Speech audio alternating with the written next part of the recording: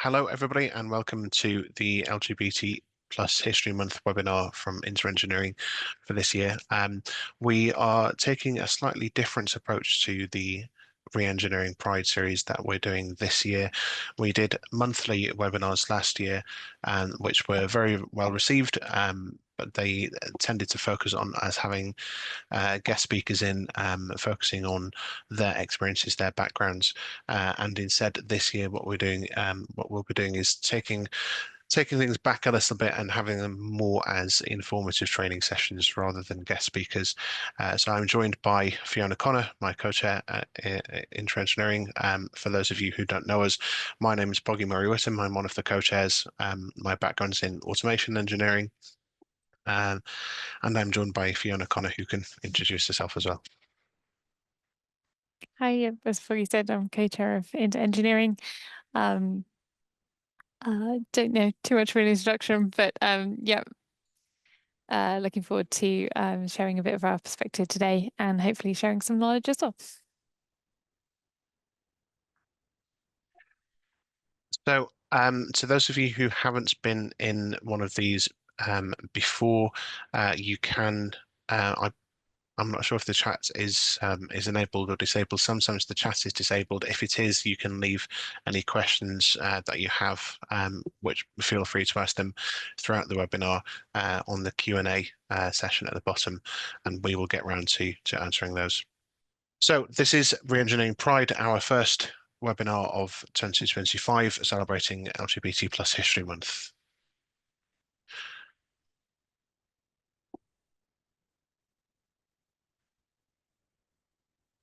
We'll be talking through four main points: through social change, the continued importance of LGBTQIA plus activism in 2025, the relevance of this to engineering, construction and manufacturing, and actionable steps to get involved for people within the community and our allies.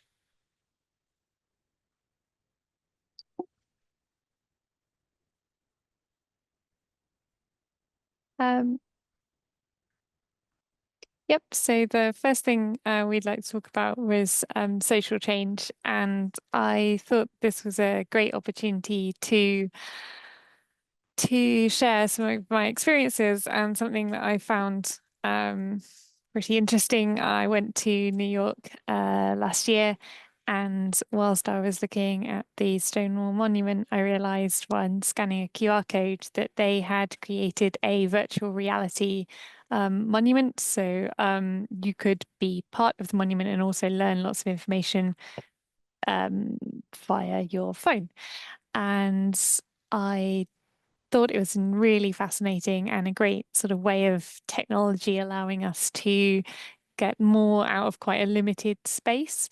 And also you can visit it online. So even if you can't make it to Stonewall and you can't visit it in person, you're still able to access all of the wonderful oral history videos and information in the space. And I really liked the monument in that it had managed to create a really diverse range of perspectives and history of people who had been really fundamental in Stonewall that necessarily weren't always that well known.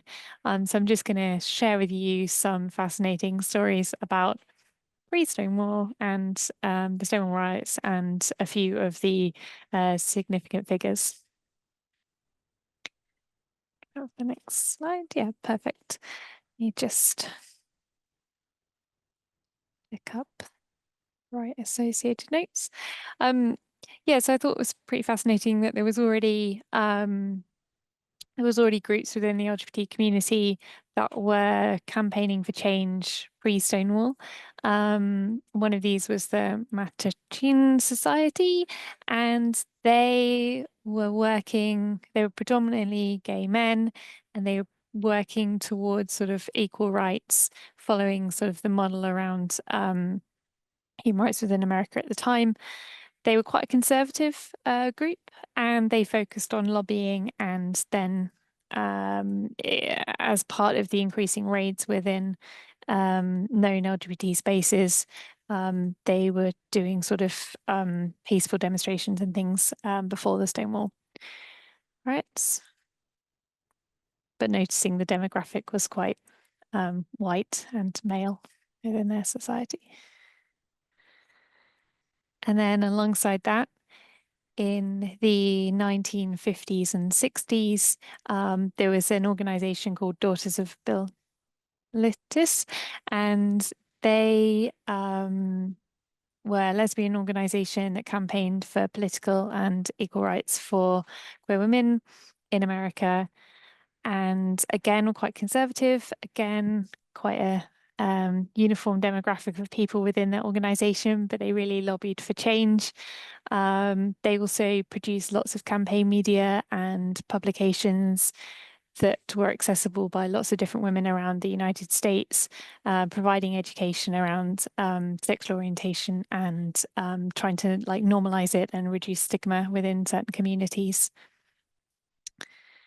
And then as part of that, there was two pretty amazing people, Barbara and Kay. They were responsible for publishing the journal and the photojournalism within the rights works that they were doing. And they also liaised heavily with the Mattachine Society and also lobbied within many state halls and tried to raise the profile and picket presentations. And yeah, also really tried to work towards like reducing stereotypes around queer people within the community.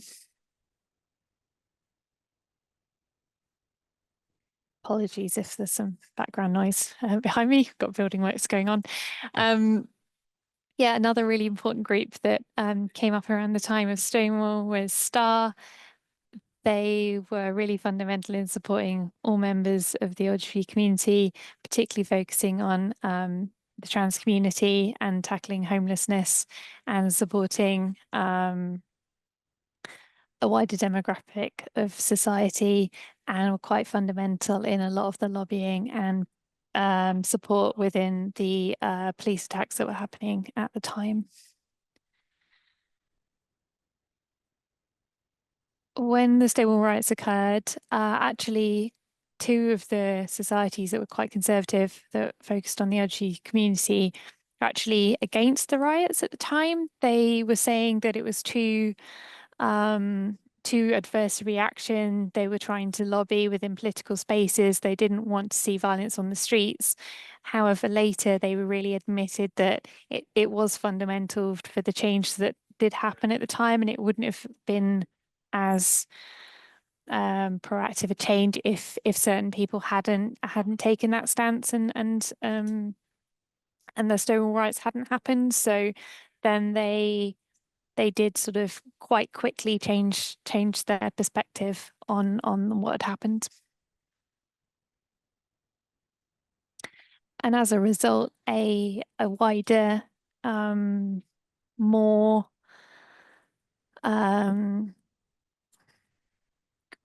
inclusive Gay Liberation Front was formed on the back of the Stonewall riots, which had a wider demographic and representation of the LGBT community.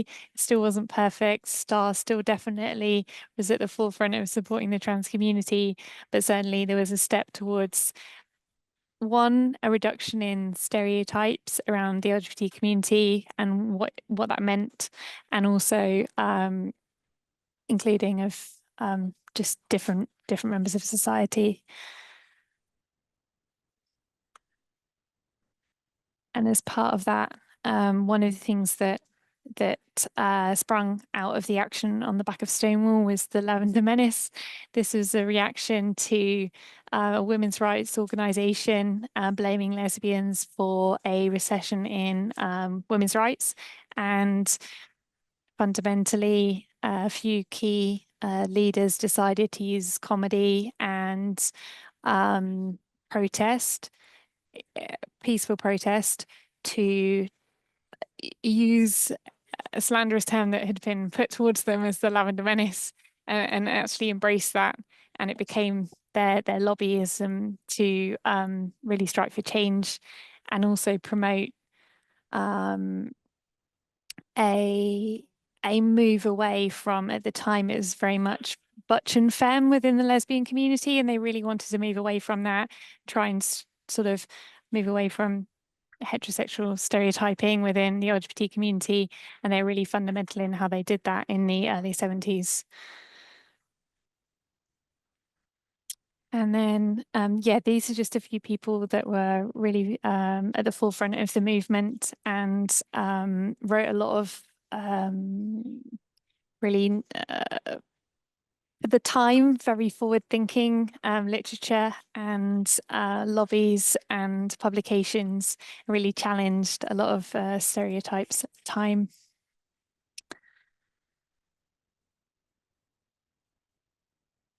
A lot of them came from immigrant parents as well. So they'd moved to New York and also sort of found their own communities there, often leaving their families at a very young age and found community within themselves. And they also joined lots of different sports clubs and created a community that way. This lady, Martha, joined the first women's judo club in New York, and they're really fundamental and challenging stereotypes. Yeah, Ashley Powell, she was an American activist and community leader. She actually formed the Astraea Lesbian Foundation for Justice and was on the board of the National LGBT Task Force in the 1970s and a founding member of Salsa Soul Sisters and the National Coalition of Black Lesbian and Gays. She co-founded and actually was the first Black lesbian board member of the National Board of the Gay Task Force. And in 1977, she actually spoke in White House to bring these matters to the forefront with leaders such as Jimmy Carter. So I think she's a pretty revolutionary lady. And likewise, literature and publications are really a fundamental way to share community and to share a public voice in America at the time. And these two ladies were authors and spoke actively at many lobbies and demonstrations throughout America, and at the National Women's Conference caused quite a stir and resulted in them getting kicked off the board for the National Women's Organization at the time, and hence being fundamental in forming the Lavender Menace. And then finally, I just wanted to draw attention to almost present day sort of revolutionary figure within the New York LGBT community. She leads advocacy and organizational work, empowering transgender and the non-binary community. She spoke at White House for the first Women's History Month that included a trans woman. And on the last briefing of transgender people under the Obama administration, she testified at the first Congressional Forum of Violence Against Transgender People. And she is chair and policy working group member of the United Police Reform, which has addressed many unconstitutional searches by the NYPD. And she created the Trans Discrimination Survey within New York City, collecting hundreds of thousands of pieces of data on trans people's experiences within employment and public life within New York. So I think she's pretty remarkable and someone to be to raise profile of. It's amazing to think just how much some people have done, really. When you look at the stories of some people, it's incredible. So moving on from this, it's easy. I think it's easy for some people to understand historically why the LGBTQ plus community has had to fight, has had to advocate for themselves, for the community, and the social change that has happened has been very drastic, really, as we've just seen. And so, a question that I certainly have heard my whole life really is why we still need advocacy, why we still need activism and social change now. So why is this still important in 2025? A few statistics. Some people may be familiar with some of these. 462% is the increase in sexual orientation hate crime reports in the UK since 2012. 64% is the amount of LGBTQ plus people who have experienced anti-LGBTQ plus violence or abuse. 1 in 8 is the number of people in the community who report incidents like this to the police. Only 1 in 8. 35% is the proportion of people who have hidden their sexual orientation at work. 51%, so just over half, is the number of Black, Asian, and minority ethnic queer people who have been discriminated against by others from within the community. 70% of trans people had reported being impacted by transphobia when accessing health services. 64 is the number of countries where homosexuality is criminalized. And at last count, 12 is the number of countries where homosexuality is punishable by death. So although we have come a long way in terms of rights and law, we do still have a long way to go. Some ongoing challenges that we have: conversion therapy is a big one. And this is something that has been talked about quite a lot in recent years in both the US and the UK. I think it goes without saying, really, that LGBTQ plus people do not need a cure, and interventions seeking to make a person straight or cisgender can and do cause significant long-term harm. It is abuse and it should be banned. We've seen surveys in 2018 found that 7% of LGBT plus people had been offered or undergone conversion therapy, with trans respondents almost twice as likely to have undergone or been offered conversion therapy, and asexual people also being at high risk of being offered or undergoing conversion therapy. It's often quite surprising how close people can be to a victim of conversion practices. The government's national LGBT survey in 2018 found that 1 in 5 of those who had conversion therapy were offered it through healthcare and medical settings. 16% were subjected to it by a parent, guardian, or family member, and a further 1 in 10 from a member of their community. But by and large, most victims of conversion practices were through a faith setting, with over half of those subjected to a form of conversion therapy reported it was by a faith organisation or group. Within the UK in 2017, it was actually the Church of England that announced that it considered a conversion therapy to be fundamentally wrong and demanded that the government ban it, which, as some of you may remember, in 2018, the former UK government announced that it would work towards a total ban on conversion therapy across medical, non-medical, and religious settings. This hasn't happened, and we're 7 years since that announcement. It is still technically illegal in the UK, although in 2020, the Isle of Man actually passed an amendment to the Sexual Offences and Obscene Publications Bill. The legislation was passed in 2020 and came into effect in 2024, making the Isle of Man the first British territory to ban the practice. But in the rest of the UK, it is still banned. It is still legal, sorry. In July of 2024, the newly elected Labour government vowed to introduce a ban, trans-inclusive ban on conversion therapy. And it's been set out in the King's Speech, but we're yet to see what will actually happen. Within the US, I believe it's banned in around 23 states, 2 territories, and local counties and municipalities. But again, we don't really have a full picture of what the Trump administration may do to this. We've not really seen a promising picture, let's say, when it comes to trans policies from the Trump administration.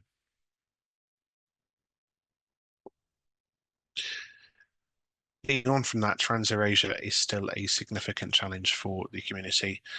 In the US in particular, references to transgender and references to anything related to trans, transgender, or queer have been removed from the Stonewall National Monuments website, which is really quite a shame when you consider the number of trans people, in particular trans women of colour, who were absolutely pivotal to the Stonewall riots.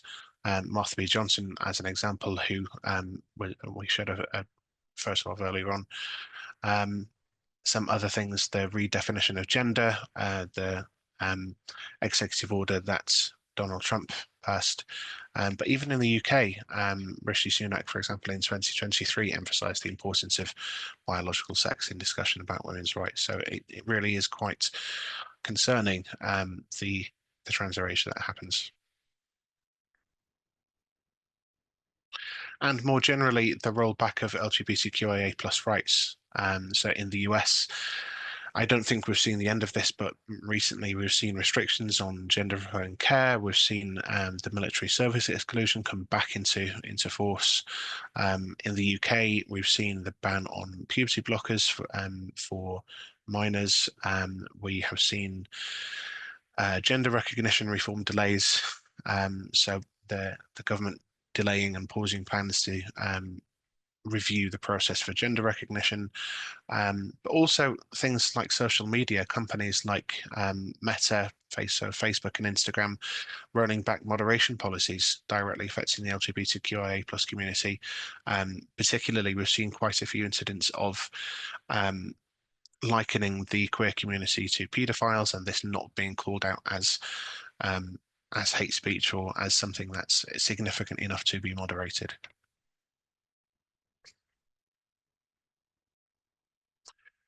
Widening that picture a bit more, we've seen a lot of companies go back on DEI programs and initiatives, either scaling back or cancelling them completely. Companies such as John Deere, Harley Davidson, Ford, Meta, Google, Amazon, the list just goes on, particularly given the one of the many executive orders that Donald Trump again has put into force, but that is having a knock-on effects in other countries as well, in the UK in particular.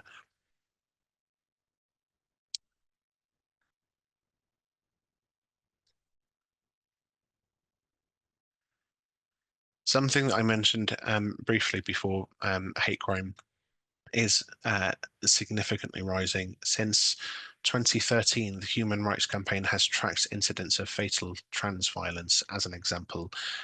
Last year in 2024, 78% of victims were people of colour, 56% were black trans women, 63% were killed with a firearm, 42% of victims were known with a known killer were killed by a romantic or sexual partner, a friend or family member, and 38% were misgendered or dead named by authorities or by the press.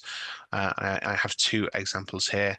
Muhsin Hendricks was an imam who, according to reports on social media platforms like X, formerly Twitter, suggest that Imam Muhsin was fatally shot in South Africa, which is expected to be a homophobic hate crime. And Elisa Ray Shoup, some of you may know, was the first person in the US to obtain legal recognition as non-binary back in 2016. She experienced a complex journey with her gender identity, detransitioning and retransitioning, and whose story was used by anti-trans groups to push back against so-called trans ideology. Tragically, on the 27th of January of this year, so not even a month ago, Shoup died by suicide and left a note expressing her disillusionments with the US, denouncing racism and transphobia, and explicitly refused any military honours or association with the American flag for her remains. Again, this is based on reports from social media and other places. It's quite hard to get much information on that, but I would recommend going and reading Elisa Ray Shoup's last words. That are actually quite poignant, assuming that they have been reported correctly.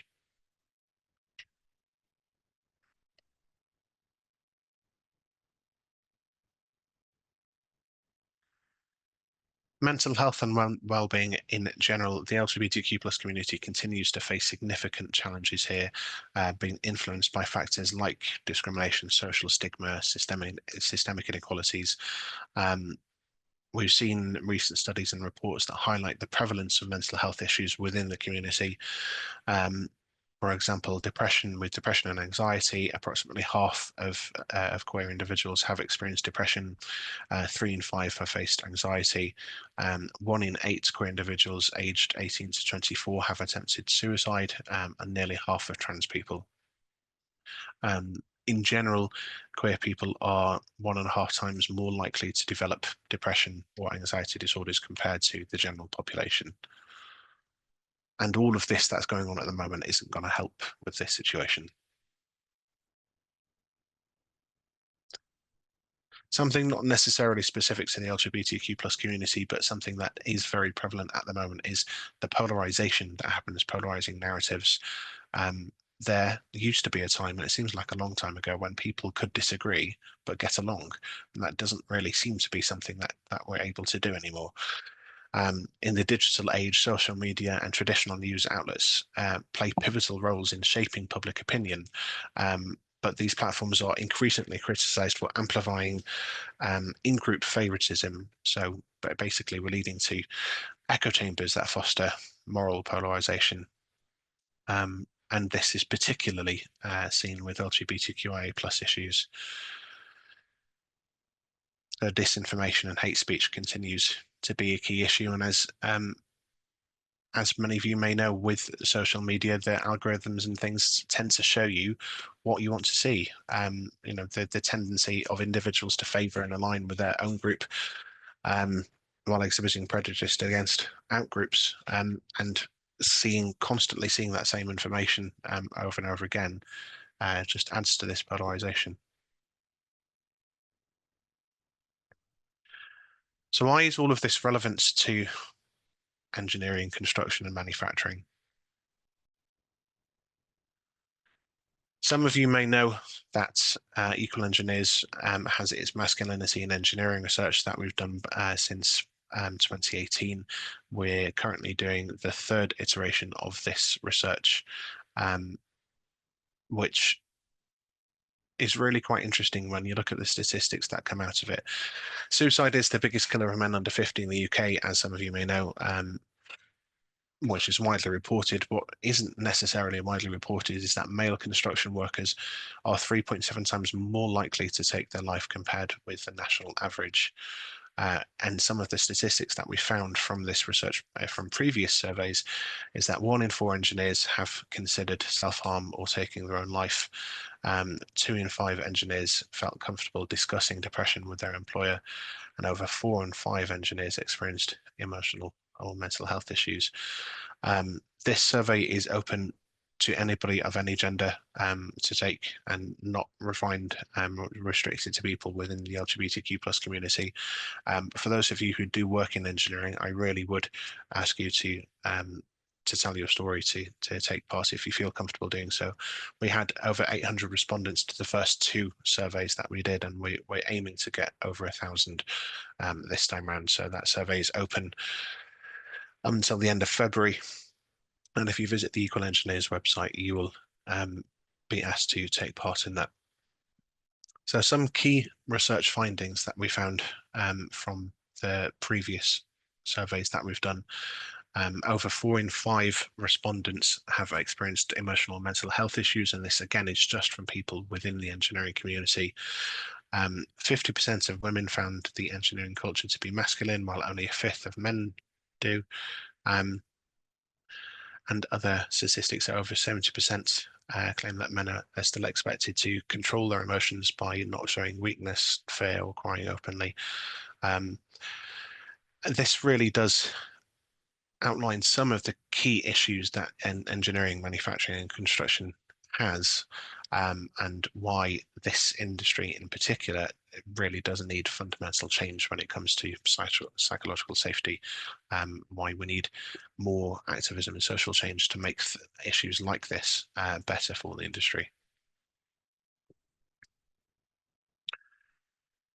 I wanted to also talk through some statistics that I found in some of the research that I have done over the years in terms of LGBTQ plus discrimination within the engineering sector.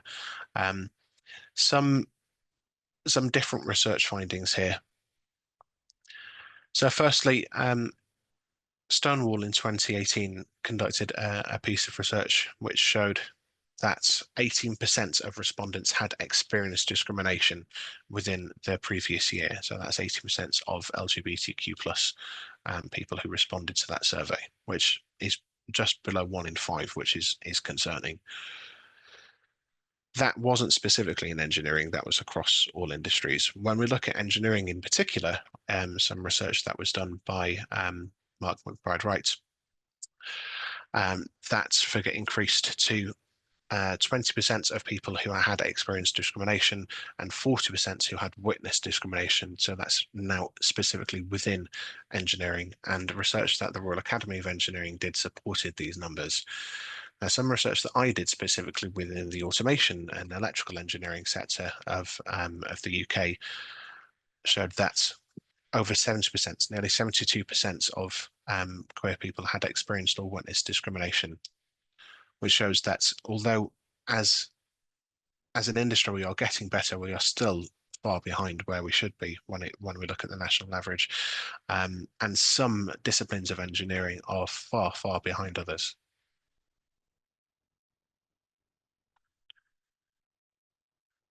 We can also look at this data and how it changes when we focus on the trans community. So again, if we look at an example from non-engineering, so a survey done by the CIPD in 2021, 55% of trans people responded that they had experienced conflict in the workplace. And in the piece of research that I did, 100% of trans respondents, that's specifically within engineering now, had experienced or witnessed discrimination in the workplace.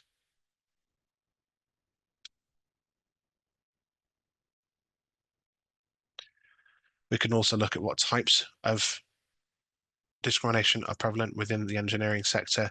As may come as no surprise, verbal abuse there is very high, the most common type at 80%. Bullying and harassments, they're nearly half of respondents, going down through recruitment bias and down to physical abuse, transphobia, and even blackmail. And this is all from respondents from the queer community in the UK within the engineering sector.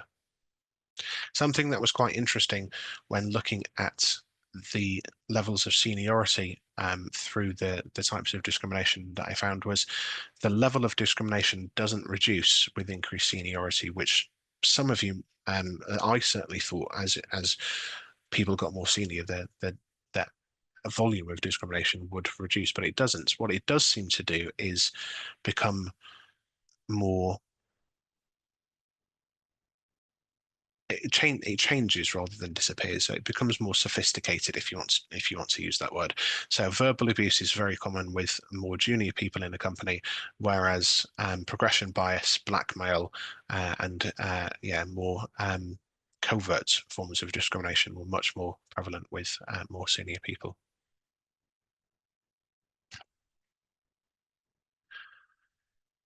In terms of the business case for this, I mean, some of this is fairly self-explanatory for anybody who's been in DEI for a while, but it's important to restate these. Increased productivity and engagement, inclusive environments improve productivity by fostering a sense of belongingness and safety among employees. When individuals feel valued and respected, they're more engaged and committed to their work. And research conducted by Equal Engineers and InterEngineering demonstrates that employees who feel safe and included are more productive and so can focus their energy on work rather than on code switching, on discrimination, on exclusion, etc. Innovation and problem solving.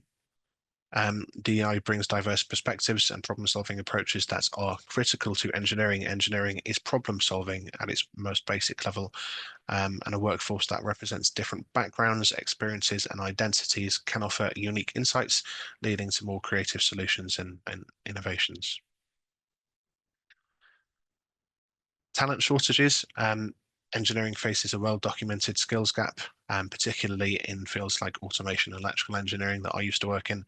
And this is something that we're actively working on at Equal Engineers with skills boot camps and other initiatives, the pathways programs and other things we do. And by actively recruiting and retaining talent from underrepresented groups, the industry can tap into a broader talent pool, which can help to address this shortage. Financial benefits. Diverse teams, again, research has shown perform better financially, and organizations with inclusive practices report higher profitability and market share growth. Some studies have suggested that engineering companies with diverse leadership teams are also more adaptable and better positioned to understand and serve diverse customer bases.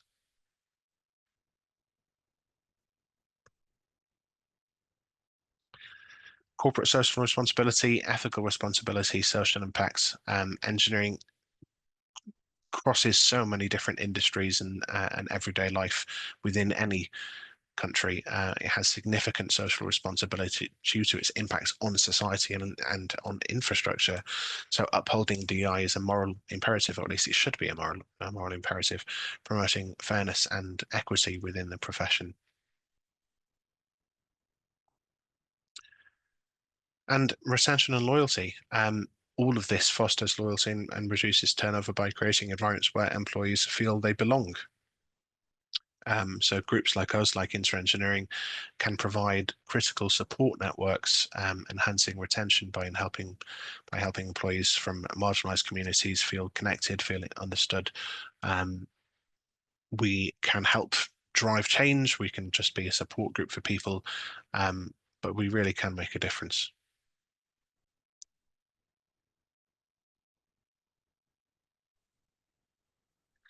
Okay, so I'm going to talk a little bit about actionable steps to get involved. I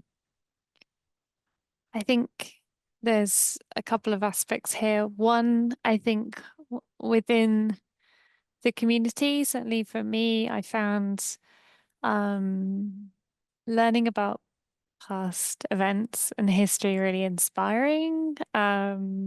How people have influenced change in the past gives you a real sense of what's possible. Not necessarily in the same context or the same setting, but just definitely that your voice can be heard. In terms of allyship, there's some advice here on the screen, but basically how to be a good ally in your workspace and at home. And don't be afraid to share your own sort of lived experiences if you feel comfortable, because they're the most powerful stories. I think as well, it's great that engineering has such sort of a diverse and maybe underrepresented community, because look at the amount of people we're able to capture when we are talking about our lived experiences. We're not in an echo chamber. We're not in, I don't know, an LGBT comedy group, if you see what I mean. We're actually talking to people that might not have had these conversations before, might not have read the media that we do. Sorry, the automatic lights have plunged me into darkness. Yeah, so I think it's a great opportunity to be able to inspire allies just through sharing our stories and our history. And also we can act as allies to other members of our community, whether that's trans community, and as Poggy mentioned earlier, also like people that are asexual and necessarily bisexual as well. There's sort of erasure that happens there, and I think it's really important to think about that when we're having conversations and making assumptions ourselves. And I'll just flick on to the next slide. Perfect. Quite often I get asked, well, what can we do? How can we be helpful? And I thought this was a great, quite simple, small change that can be made that makes a really significant difference to make someone feel included and valued within the workspace. It's just as simple as including your pronouns within your email signature or on Teams, so that it becomes completely standard, normalized, and that people then don't have to have that conversation every time or explain why they're doing it. If everyone does it, then sort of open that narrative and it becomes sort of general practice, and also allows you to be the one to take that initiative to ask for that change rather than the person having to do it themselves, because then they're the one saying, can I be the exception? Can I be the one that instills this? We've had it as well also with there's a really smart app you can get for the base of your signature that speaks how you pronounce your name, which is, I think it's really useful, especially in a sort of online environment where you're not necessarily meeting people all the time. You can literally just click that and it pronounces how you should say their name. It's just a really simple way of making people feel like you value them because you're saying the name right first time. And if you don't, you can always bring it up in conversation and say, I'm sorry, I've listened to this, and could you just confirm how you pronounce your name, please? Because it actually shows that you care and you're thoughtful about their experience. And then the next point I wanted to raise was around senior leadership and how they can show allyship and inclusion from a sort of top-down perspective. I think here there's some great case studies with companies that have really got it right in the last sort of 5 or 6 years. I would encourage you to go and look at Bam Ritchie and Bam Nuttall's website in their blogs and their case studies. I don't work for them. I just think they're an excellent example of how senior leadership have been authentic, honest, admitted they're not perfect as a straight white male ally, in that they really have embraced how they've gone away and learnt and asked questions and supported the LGBT community within their workforce and presented an outward facing also narrative around that, which I think is quite powerful. And that has then allowed them to grow within their company in terms of supporting their LGBT colleagues. More people have joined, the network has grown. It's been a really sort of a positive story within ground engineering and civils. So I think if people are looking and wondering what they can do, then that's a really good example.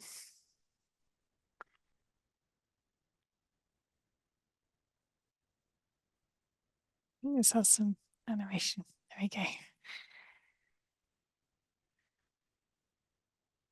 And then I think as well it's been really useful. Previous things I've done has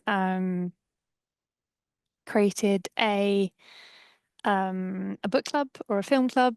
Not everyone has an ability to keep up to speed by reading a book every week, but what we did is we went away, sort of suggested a recommended book, and then wrote a little sort of a piece summarizing our experiences of reading it, what we thought, shared experiences. I think that was really good at allowing people to maybe branch out from their traditional reading material and sort of expand their horizons, I suppose, especially with sort of TV programs and things. Also, I find it really interesting. I didn't expect when I went to Sloane Hall to be greeted by a virtual reality app, but I think it was really fascinating to watch all of the media and history. And I think it would be really great if we could set something up like that in the UK to share our unrecognized profiles within our community that have been fundamental for instilling change. Yeah, so that's a few bits of hints and tips.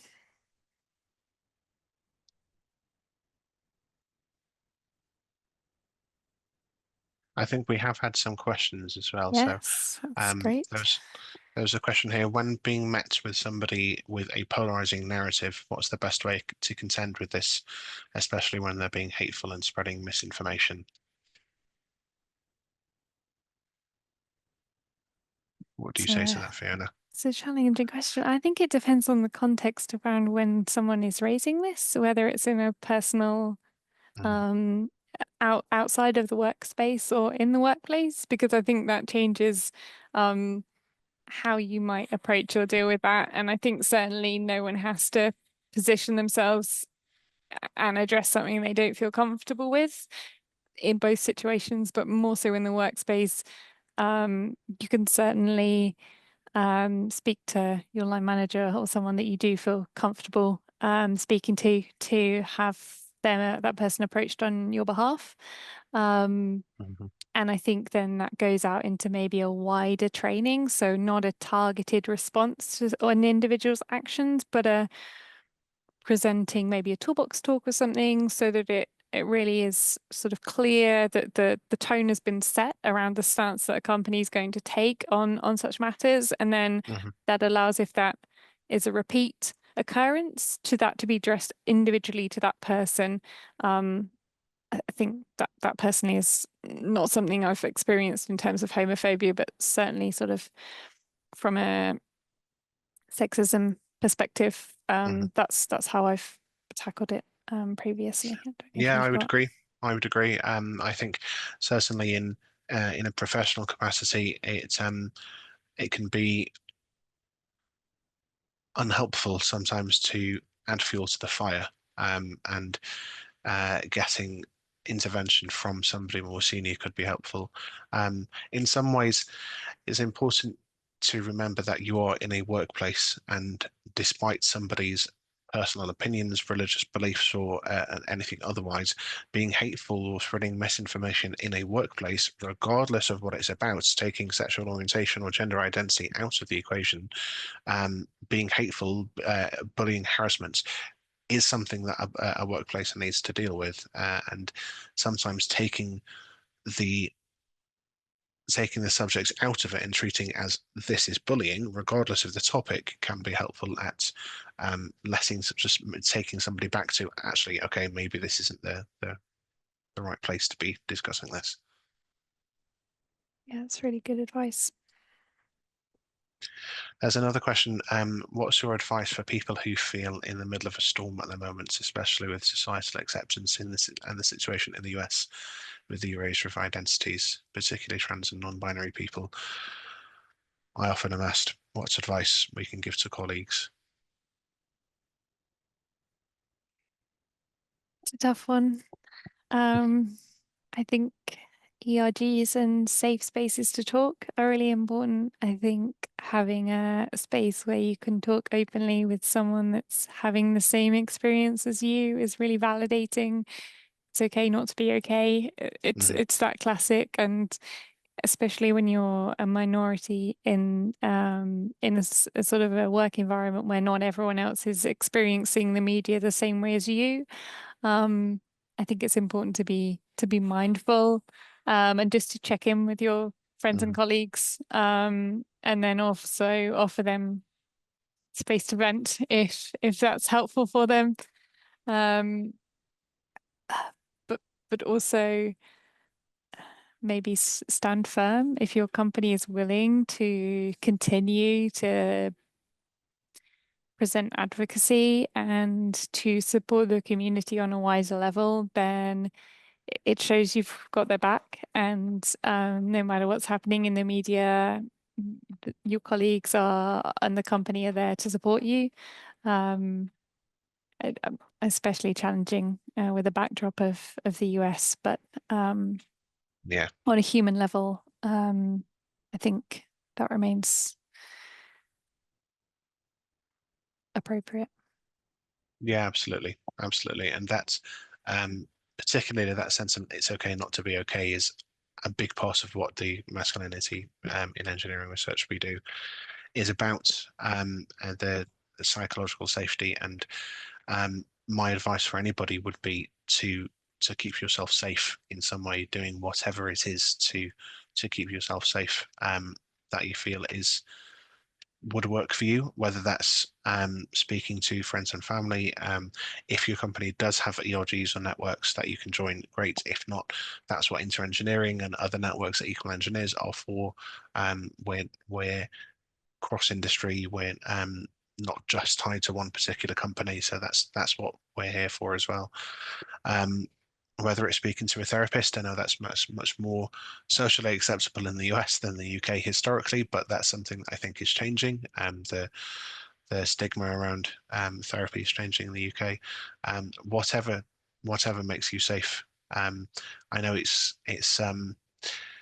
it can be hard sometimes not to speak out and not to want to fight back. I find that particularly hard. I've been an advocate for a long time, and my first instinct is always to fight back. And so, sometimes I do have to bite my tongue and think, actually, this will probably just lead to more heartache and problems for me. Yeah, I think particularly in the US at the moment I it's think also probably it's continuing to check in because it might you might feel safe in one situation or one scenario, and then the next day, quite rightly, something has happened either in your personal life situation, environment, work environment to change that. Um, from lived experience, something as simple as a lone working risk assessment. Um, one site can be fine. You can be quite comfortable, whether that's something that's happened in the media, something that's happened personally, or an experience of a colleague has changed and changed the view of your safety in that environment, and it's completely within your rights to raise that to your employer. They have a duty of care to keep you safe, both absolutely. psychologically and physically. Absolutely. And engineers are very good typically at physical safety, but historically haven't been brilliant at the psychological safety. That's something we need to be better at. I would certainly agree with what you say there, Fiona. Yeah, we've had a few pieces of chat come through. I'm just gonna read them, see if there's anything. Oh, one of them says, I work for BAM and I'm chair of the Proud at BAM. And it would be really great if yeah, we could share business. So yeah, definitely I'll reach out. That's excellent. And someone else has asked, could we share the slides? I'm sure that's Yeah, so possible, but this this is also recorded. is being So recorded, and this will yeah, be on our website, so you'll be able to view this back, no problem at all. brilliant. I think that was all of them. Any other final comments or questions before we finish the session? I would I would just like to say thank you for everyone for participating. And yeah, it's really great when we get Q&A. So yeah, really appreciate it. Yeah, it really is. Absolutely. We'll be doing one of these webinars a quarter. We can't quite keep up with the one a month that we did last year. Although it was very enjoyable. It was it was a lot of work for us.